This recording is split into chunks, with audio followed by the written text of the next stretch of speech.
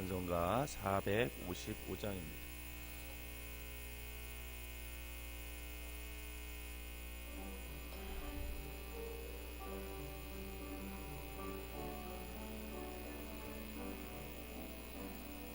주님의 마음을 본받는 자, 그 맘에 평강이 찾아오물, 험악한 세상을 이기림이 하늘로부터 임함이로다.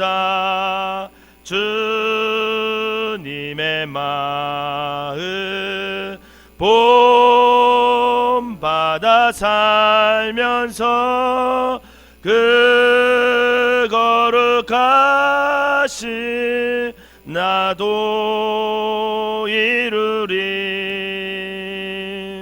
주 모습 내 눈에 안 보이며 그 음성 내 귀에 안 들려도 내 영혼 날마다 주를 만나 신령한 말씀 늘 배우도다.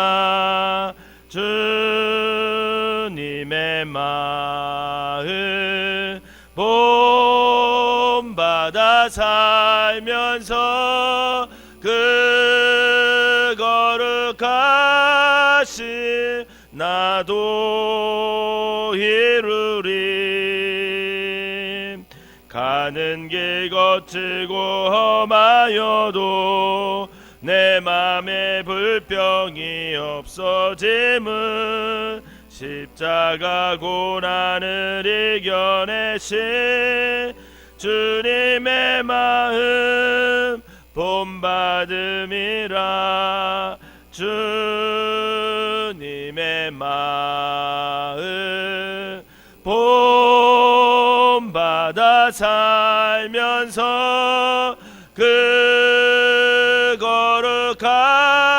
거룩하심 나도 이루리. 주 예수 세상에 다시 올 때 그날의 무성도 변화하여 주님의 빛나는 그 영상을 다 함께 보며 주 찬양하리. 주님의 마음 본받아 살면서 그 거룩하심 나도 이루리. 아멘. 사도신경으로 신앙 고백 드리도록 하겠습니다. 전능하사 천지를 만드신 하나님 아버지를 내가 믿사오며 그 외아들 우리 주 예수 그리스도를 믿사오니 이는 성령으로 잉태하사 동정녀 마리아에게 나시고 본디오 빌라도에게 고난을 받으사 십자가에 못 박혀 죽으시고 장사한 지 사흘 만에 죽은 자 가운데서 다시 살아나시며 하늘에 오르사 전능하신 하나님 우편에 앉아 계시다가 저리로서 산 자와 죽은 자를 심판하러 오시리라. 성령을 믿사오며 거룩한 공회와 성도가 서로 교통하는 것과 죄를 사하여 주시는 것과 몸이 다시 사는 것과 영원히 사는 것을 믿사옵나이다. 아멘. 오늘 함께 보실 말씀은 마가복음 9장 30절에서 50절까지 보도록 하겠습니다. 제가 한 절 읽고 여러분들이 한 절 읽고 50절은 다 같이 읽도록 하겠습니다. 그곳을 떠나 갈릴리 가운데로 지날새 예수께서 아무에게도 알리고자 아니하시니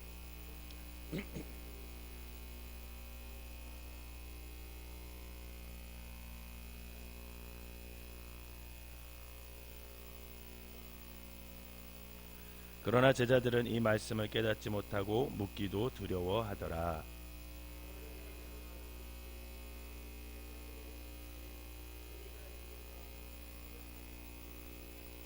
그들이 잠잠하니 이는 길에서 서로 누가 크냐 하고 쟁론하였습니다.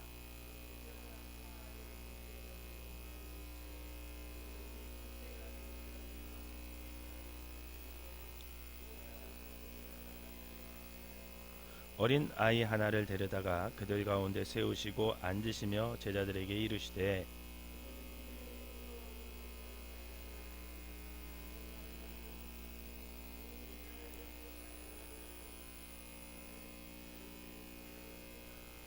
요한이 예수께 여짜오되 선생님 우리를 따르지 않는 어떤 자가 주의 이름으로 귀신을 내쫓는 것을 우리가 보고 우리를 따르지 아니함으로 금하였나이다.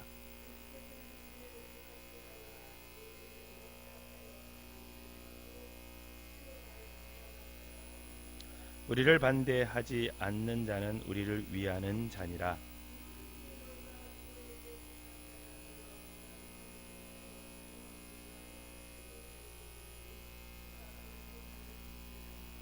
또 누구든지 나를 믿는 이 작은 자들 중 하나라도 실족하게 하면 차라리 연자맷돌이 그 목에 매어 바다에 던져지는 것이 나으리라.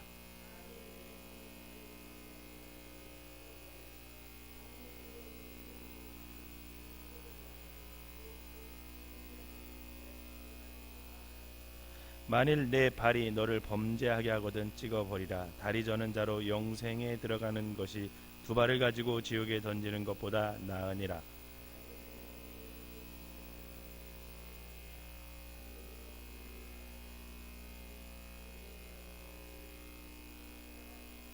거기에는 구더기도 죽지 않고 불도 꺼지지 아니하느니라. 소금은 좋은 것이로되 만일 소금이 그 맛을 잃으면 무엇으로 이를 짜게 하리요. 너희 속에 소금을 두고 서로 화목하라 하시니라. 아멘. 궂은 날씨에도 이 새벽에 주님 전을 찾은 여러분들에게 하나님의 은혜가 함께 하시기를 주님의 이름으로 축원합니다. 마가복음 이제 9장 오늘 읽은 30절에서 50절은 이제 예수님께서 두 번째 순환 예고를 하는 것부터 본문이 시작돼요. 첫 번째 당신의 이제 고난 받고 십자가에서 죽고 다시 부활하실 거다, 이런 얘기를 이제 가이사랴 빌립보에서 너희는 나를 누구라 하느냐 이 질문을 했을 때 그때 이제 처음으로 당신의 이제 순환 예고를 하셨고, 오늘 이 본문에서 이제 두 번째로 또 한 번 제자들에게 십자가, 고난 이런 얘기를 이제 하면서 본문이 시작이 됩니다. 본문을 이해함에 있어서 주목해야 할 두 단어가 있어요. 오늘 본문 우리가 30절에서 50절을 읽으면서 좀 중요하게 생각해야 될 단어가 두 가지가 있는데, 첫 번째로는 인자라는 단어예요. 인자. 31절을 한번 읽어볼까요, 여러분? 31절 시작. 이는 제자들을 가르치시며 또 인자가 사람들의 손에 넘겨져 죽임을 당하고 죽은 지 3일 만에 살아나리라는 것을 말씀하셨기 때문이더라. 아멘. 그런데 인자라는 표현은요, 예수님께서 당신을 가리키실 때 인자다 이렇게 표현을 하셨는데, 근데 그때 당시 이제 유대인이라면 인자라는 이 표현은요, 구약에서도 이 인자라는 표현이 있는데, 특별히 다니엘서 7장 9절에서 15절 읽다 보면 그 인자라는 표현이 있는데, 그게 거기서 나오는 인자는 어떤 의미냐면 굉장히 능력이 많으신 분, 그리고 그 능력을 가지고 메시아로 이 종말 때 메시아로 출현하시는 분, 이런 뜻으로 인자가 쓰여 있어요. 그렇기 때문에 적어도 이스라엘 사람들이라면, 유대인이라면 이 인자다 했을 때는 능력과 멸하지 않는 권세자로 이제 종말론적인 어떤 메시아, 심판자이신 메시아, 이런 것으로 이해를 하고 있었습니다. 그런데 예수님께서는 계속 당신을 인자다 이렇게 얘기하시면서 그 인자가 어떻게 돼야 된대요? 고난을 받아야 된대, 순환을 받아야 된대. 이거하고 연결시키는 거예요, 자꾸만. 제자들은 유대인이기 때문에 인자다라는 말을 들으면 능력 있는 자, 권세자, 심판자, 그리고 소위 말하면 지금 로마가 우리를 정복해서 있지만 결국은 그 인자가 이 땅에 오시면 어떻게 해요? 그 인자께서 우리 이스라엘을 해방시켜 줄 것이다, 뭐 이런 소망을 갖고 인자라는 개념을 갖고 있는데, 예수님은 자꾸만 당신을 인자라고 말씀하시면서 나는 십자가에서 죽을 거다, 고난당할 거다 하고 이런 얘기를 하는 거예요. 그랬더니 제자들이 그 말을 이해할 수 있었을까요, 없었을까요? 이해할 수가 없어요. 혼란스러운 거죠. 이해할 수가 없었어요. 그래서 32절에 이렇게 얘기합니다. 한번 읽어봅시다. 시작. 그러나 제자들은 이 말씀을 깨닫지 못하고 묻기도 두려워하니라. 지금 제자들이 생각하는 인자와 예수님이 생각하는 인자가 완전 반대가 되는 거죠. 제자들이 이해하는 인자는 정말 능력자예요. 우리 지금 이스라엘을 구원할 줄, 로마를 쫓아내고 해방시켜줄 어떤 권세자, 그게 제자들이 생각하는 인자인데, 예수님은 자꾸만 당신은 인자라고 말하면서 어떻게 해요? 고난당하고 죽을 거고, 그렇지만 3일 만에 다시 살아날 거고 하고 이런 얘기를 하는 거죠. 그러니 제자들이 깨닫지도 못하고 그것을 자세히 묻기도 좀 두려워하는, 괜히 얘기 꺼냈다가 정말 우리가 따라다니는 이 예수님이 정말 예수님처럼, 예수님이 말하는 것처럼 능력자도 아니고 구원자도 아니고 자기네들을 해방시켜줄 어떤 그런 통치자도 아닌, 그냥 고난받다 죽을 거면 자기네들이 따라다닌 그동안의 시간이 이게 너무 아까우니까 두려워서 얘기도 못하는 그런 일이 벌어지는 겁니다. 이처럼 자신들이 생각하는 인자와 예수님의 말씀하시는 인자가 완전히 달랐기에 제자들은 도저히 이해할 수도 없고 묻는 것 자체를 두려워한 거죠. 그러면서 이제 그런 상태로 제자들은 이제 이 십자가라는 거, 고난이라는 거 이해하지 못한 채 가버나움이라는 곳으로 가요. 오늘 보면 가버나움을 가서 예수님과 함께 도착해서 어느 집에 머물게 됩니다. 그리고 본문에는 두 개의 사건이 소개되어져 있어요. 여기서 주목해야 될 두 번째, 우리가 주목해야 될 단어가 나오는데, 그게 뭐냐면 내 이름으로라는 단어예요. 내 이름으로. 첫 번째 사건은 어떤 사건이냐면, 이 가버나움에 와서 어떤 사건이냐면, 제자들이 길가에서 뭐라고 얘기하냐면, 야, 우리 중에 누가 가장 크냐, 이 얘기를 합니다. 35절을 한번 읽어보겠습니다. 35절 시작. 예수께서 앉으사 12제자들을 불러서 이르시되 누구든지 첫째가 되고자 하면 뭇사람의 끝이 되며 뭇사람을 섬기는 자가 되어야 하리라 하시고 아멘. 제자들이 누가 크냐 이렇게 얘기를 하니까 예수님이, 야, 너네 그런 얘기 하지 말고 제자들을 불러놓고 첫째가 되고자 하면 뭇사람의 끝이 되며 뭇사람을 섬기는 자가 되어라 첫째가 된다, 이런 얘기를 쭉 하세요. 그러면서 이 어린아이 하나를 데리고 딱 서서 쓰셔서 예수님이 37절에 이렇게 얘기합니다. 37절 한번 읽어봅시다. 시작. 누구든지 내 이름으로 이런 어린아이 하나를 영접하면 곧 나를 영접하며 누구든지 나를 영접하면 나를 영접함이 아니요 나를 보내신 이를 영접함이니라. 아멘. 세상에서 누구도 가치 있게 생각하지 않는 한 어린아이. 그때 당시 어린아이는요, 노동력으로도 취급하지 않았기 때문에, 노동력도 칠 수 없기 때문에 사실은 잘 자라서 어른 되면 감사한 거고, 그냥 지금처럼 뭐 어린이들을 잘 기르고 그런 마음이 그렇게 사람들에게 없었어요. 그냥 아무도 관심 가져주지 않은 어떤 존재, 그런 어린아이를 딱 앉혀놓고 인자인 나처럼 영접하면 이는 하나님을 영접하는 것과 같다, 이렇게 얘기하는 거예요. 이 어린아이를 영접하는. 지금 예수님께서 제자들에게 누구의 이름으로 그때 당시 아무도 생각하지 않은 이런 일을 하라고 명하시냐면 바로 인자 대신 예수님의 이름으로 너희가 그렇게 해라, 이렇게 말씀하시는 거예요. 그랬더니 요한이 예수님께 38절에 이렇게 묻습니다. 여러분 38절을 한번 읽어볼까요? 38절을 시작. 요한이 예수께 여짜오되 선생님, 우리를 따르지 않는 어떤 자가 주의 이름으로 귀신을 내쫓는 것을 우리가 보고 우리를 따르지 아니하므로 금하였나이다. 두 번째 이제 가버나움에 가면서 일어났던 사건이죠. 여기서 이 요한의 질문이 뭐라면, 예수님, 우리를 따르지 않는 어떤 자가 주님의 이름으로 귀신을 내쫓는 것을 우리가 보고 그가 우리를 따르지 않기 때문에 그가 그만해, 하지마, 이렇게 말렸다라는 거예요. 그랬더니 요한의 질문에 예수님이 뭐라고 대답하냐면 39절에 대답을 하는데 여기서도 내 이름이라는 단어가 나와요. 39절 한번 읽어볼까요? 39절 시작. 예수께서 이르시되 금하지 말라. 내 이름을 의탁하여 능한 일을 행하고 즉시로 나를 비방할 자가 없느니라. 여러분, 왜 요한이 어떤 사람이 예수님의 이름으로 귀신을 내쫓는 것을 보고 귀신을 내쫓았는데 우리를 따르지 않는 것을 보고 우리를 따르지 않는 어떤 자들을 금했다. 왜 이런 얘기를 했을까요? 예수님께.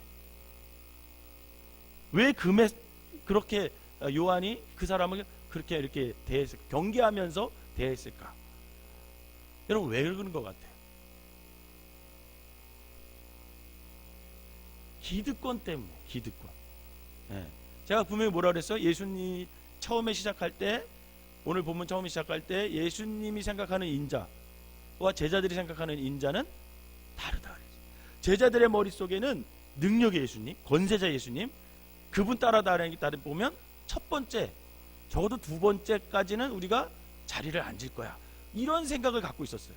그랬더니 자기들만이 그런 자리를 차지해야 되는데 예수님을 따르지 않는 어떤 자가 예수의 이름으로 귀신을 내쫓으니까 어떻게 해요?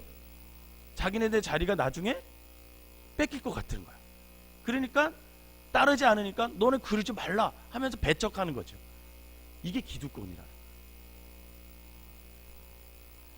요한은 예수님께 더 가까이 있으면 있을수록 더 거룩하고 또 예수님의 직속 제자들에게만 예수님께서 사역과 권세를 허락한다고 생각했어요.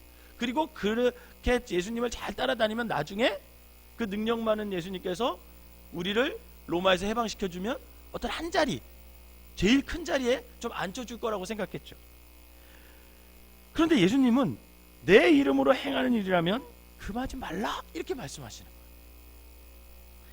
예수님과 물리적으로 더 가까이 있는 것으로 높고 낮음을 또는 편가름을 허락하지 않으시는 거예요. 예수님은.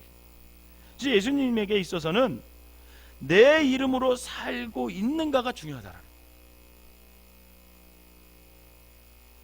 그리고 42절에 예수님께서 경고를 하십니다. 42절 우리 한번 읽어보도록 할게요. 42절 시작. 또 누구든지 나를 믿는 이 작은 자들 중 하나라도 실족하게 하면 차라리 연자 맷돌이 그 목에 매여 바다에 던져지는 것이 나으리라. 아멘. 여기서 주목해야 할 것은 작은 자들을 실족하게 하면 이라는 표현이에요. 43절에서 47절 쭉 밑에 읽어보면 너를 범죄하게 하거든, 이 말과 같은 의미라는 거예요. 즉 작은 자들을 실족해 한 것이 곧 뭐 하는 거예요? 범죄한 거라는 거예요. 범죄한 거예요. 사랑하는 여러분, 한번 생각해 봅시다. 지금 제자들은 자기들끼리 무슨 싸움을 하고 있는 거예요? 기득권 싸움을 하고 자리를 차지하려고 하고 있어요.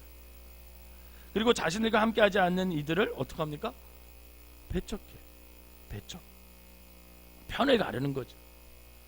제자들은 예수님의 부르심을 받고 가까이에서 함께 있기 때문에 더 그분을 섬기고 그분을 더 가까이 있을수록 예수님처럼 능력을 행하실 수 있을 거라고 생각했고, 예수님이 로마를 쫓아내고 이스라엘을 회복시키면 자기들을 첫 번째 자리, 두 번째 자리에 앉혀줄 거라고 생각했어요.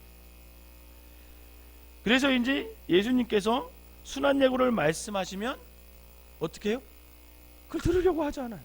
이해하려고 하지 않아요. 왜 자꾸 그러면 얘기하십니까? 벌써 두 번째 얘기를 하는데도 불구하고 제자들은 말씀을 깨닫지도 못하고 묻기도 두려워해. 그게 무슨 의미가? 이게 물어보면 되잖아요. 근데 묻기도 두려워했다는 것은 그 부인하는 거예요. 그러지 말라는 거죠. 예수님 자꾸만. 제자들은 인자가 고난받고 죽어야 한다는 것을 도저히 이해하지 못하는 겁니다. 왜? 자기 자리가 없어질까 봐. 그래서 그들은 십자가의 신분을 이해하지 못했고 십자가의 능력을 경험하지 못하는 거예요. 그렇다면 하나님께서 십자가에 감춰두신 신비한 능력이 뭐냐라는 거죠. 그건 간단합니다. 희생을 통한 생명이라는 거예요. 즉 희생을 통해서 생명을 얻는 거예요. 누군가 죽어서 누군가 살리는 거예요. 그게 예수님이 말하는 십자가입니다.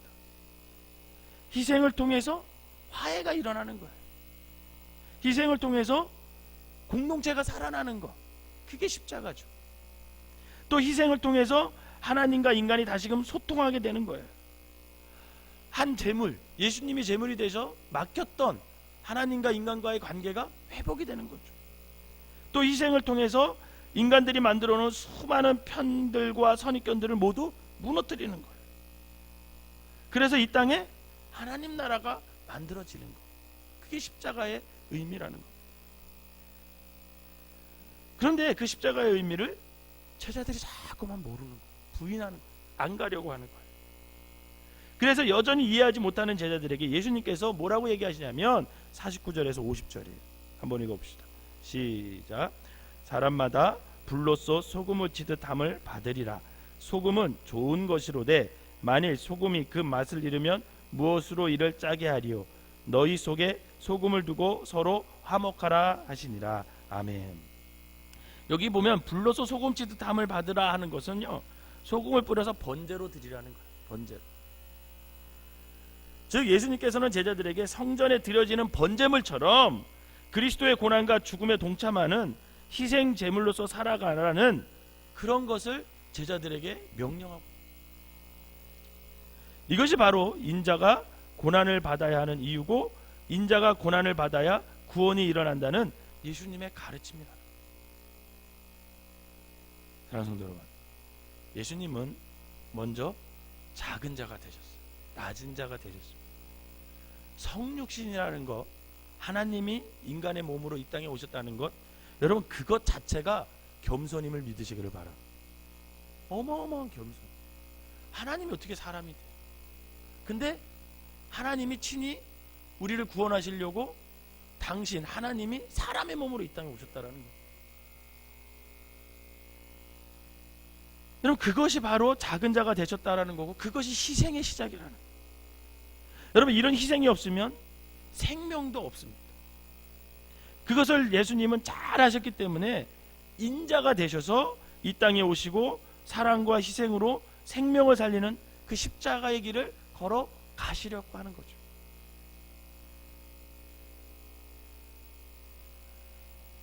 오늘 이제 투표하는 날입니다. 그동안 쭉 선거운동을 하는 것을 이렇게 유심히 보면서 모두가 자기들을 찍어달라, 자기가 최고라는 거죠. 제자들과 같아요.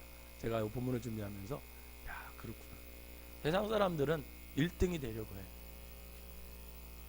지금은 저렇게 머리 숙이면서 인사하지만 저들이 국회 가면 과연 지금처럼 겸손하게 우리 백성들을 섬길까? 자리싸움과 편가르기, 가정도 교회도 정치도 다 시끄럽고 세상이 다 그렇게 시끄럽고 있습니다. 지금. 그러면 과연 이 시대에 예수님의 제자들로 살아가기 위해서, 그리스도인으로 살아가기 위해서 부름 부심을 받은 우리 모두가 정말 어떻게 소금의 맛을 잃지 않고 살아갈 수 있을까? 사랑하는 성도 여러분, 예수님이 즉 인자가 고난을 받아서 생명에 있음을 기억하시기를 바랍니다. 인자의 고난이 바로 예수 그리스도의 이름으로 살아가는 비밀과 능력이 거기에 있다는 거예요. 제자들이 생각하는 그 화려한 인자, 권세자, 능력자, 자신들을 이 지금 해방시켜줄 어떤, 그래서 자기들의 한 자리 두 자리 줄 그런 인자가 아니라 자기의 생명을 사람에게 주고, 정말 어린아이와 같은 그 정말 아무 쓸모없는 우리 같은 그런 사람에게 주시면서, 생명을 우리에게 주시면서 희생을 통해서 우리를 살리시려는 그 인자, 그분이 바로 있기에 오늘 우리가 이렇게 하나님 앞에 구원받고 주님 앞에 나와 예배드릴 수가 있는 거죠. 결국 이러한 희생만이 우리로 하여금 자기를 부인하고 자기 십자가를 지고 살아가게 하며 소금이 맛을 잃지 않게 하는 유일한 길임을 여러분 잊지 마시기를 바라기는 자리싸움과 편가르기로 시끄러운 삶의 현장 속에서 정말 화목의 도구로 쓰임 받으시는 그런 저와 여러분들이 되시기를 주님의 이름으로 부탁을 드립니다. 기도하겠습니다. 사랑과 은혜가 충만하신 하나님 아버지, 인자의 고난을 통해 생명을 얻게 하신 그 하나님의 신비와 능력을 이 새벽에 깨닫게 해주시니 감사를 드립니다. 십자가에 감추어 두신 이 신비와 능력을 우리의 일상 속에서 자기 부인과 희생을 통해 아버지 하나님 깨닫게 하시고 이루어내게 하여 주시옵소서. 쉽지 않지만 그 가운데 임하시는 성령님의 음성과 일하심에 의지하여 끝까지 아버지의 그 십자가의 길을 우리가 걸어갈 수 있도록 인도하여 주시옵소서. 소금의 맛을 잃지 않는 유일한 길이 자기 부인과 희생에 있음을 잊지 않게 하시고 그 소금의 삶을 통해서 우리의 일상이 아버지 어디를 가든지 화평을 이루고 평화를 이루고 생명을 전해주는 귀한 삶들이 되게 하여 주시옵소서. 오늘 귀한 예물 드리는 손길마다 주께서 축복하시고 저들의 삶 가운데 자기 부인과 십자가의 길을 걷는 결단이 있게 하여 주시옵소서. 예수님의 이름으로 기도하옵나이다. 아멘.